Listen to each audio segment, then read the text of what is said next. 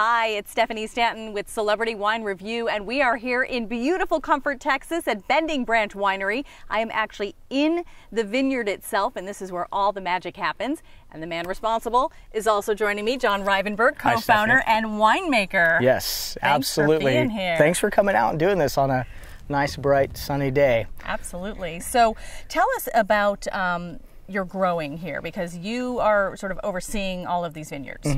We're currently growing 12 different varietals. We've got about 6.5 acres in the ground. We're standing right now in our crown jewel, our Tannat vines. It's a vine that's really well suited for the Texas Hill Country. Why is that? Well, it's a very hardy grape. As you can see, it's got very thick, leathery skin.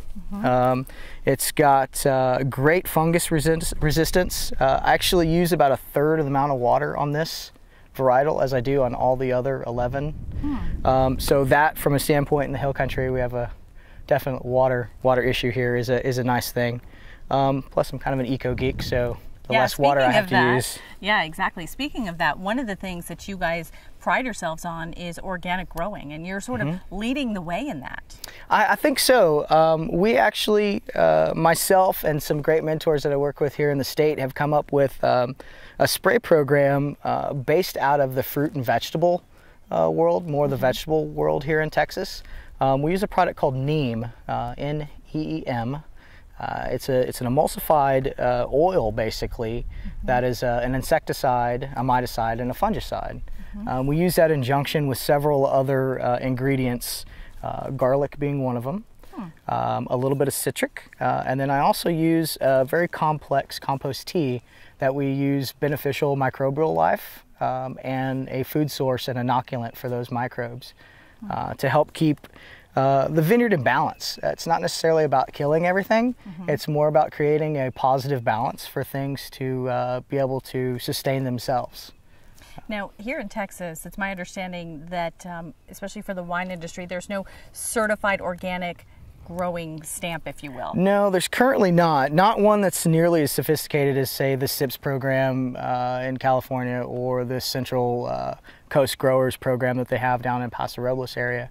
The Texas Department of Agriculture has one that's fairly in-depth, but I don't think it's quite yet geared specifically for grapes in the manner that we should be looking. So you guys are really leading the way. We think so. We think so. Yeah. We're trying anyway. Yeah.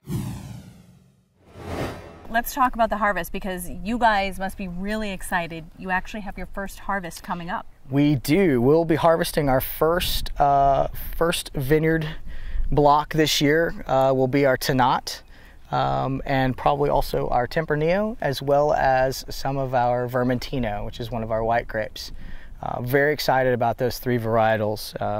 The rest of which I think need to spend a little bit more time in some training, trunk training and cordon training, because as many people know, growing grapes is a marathon, not necessarily a foot race. Yeah, you don't want to do it fast. Person, right? You have to be extremely patient. Yeah, I don't know if I could be a grower then.